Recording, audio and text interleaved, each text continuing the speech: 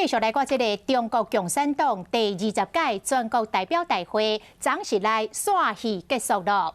针对台湾的部分，各国的学者拢认为，虽然目前也看不出会对台湾发动战争，但是对台湾施压力的力度会更加强烈。若这把火嘛烧到新北市长的选战，林佳龙是来炮轰着侯友宜，讲伊是维护威权体制的警察市长。若伊家己咧是为少年的时阵就开始来反对威权。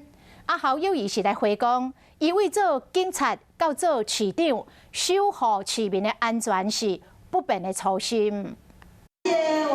甲志刚做会翕相，新北市长侯友宜一透早参加志刚奖励大会，全国市政才讲选举。不过随着中共20大结束，习近平彻底掌权对台湾的态度引起关注。今晚这趴会嘛烧起新北市的选战，前一天林佳龙请侯友宜是维护威权的警察市长，侯友宜嘛做出回应，保护中华民国，捍卫台湾人民的安全，这也是我当警校今日的不变的初心。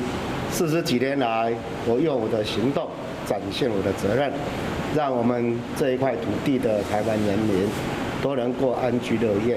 侯友宜讲，家己对警察做到市长，拢是要来维护市民的安全。不过林佳龙继续甲批评，讲伊长期接受9日共识，要爱侯友宜表态。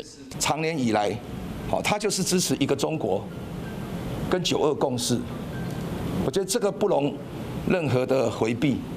好，在今年底的选举，每一个参选的人都应该很清楚地表达他对于我们台湾主权的立场。好，这个就是我参选，其实也是要互相检验。随着中国决定领导班底两岸未来动向，嘛影响到台湾年底大选上未来结果。观众朋友，有一件事情不知道你们做了吗？那就是赶快来订阅我们的 CH52华视的频道，而且记得哦，一定要帮我们分享、按赞，还要开启小铃铛。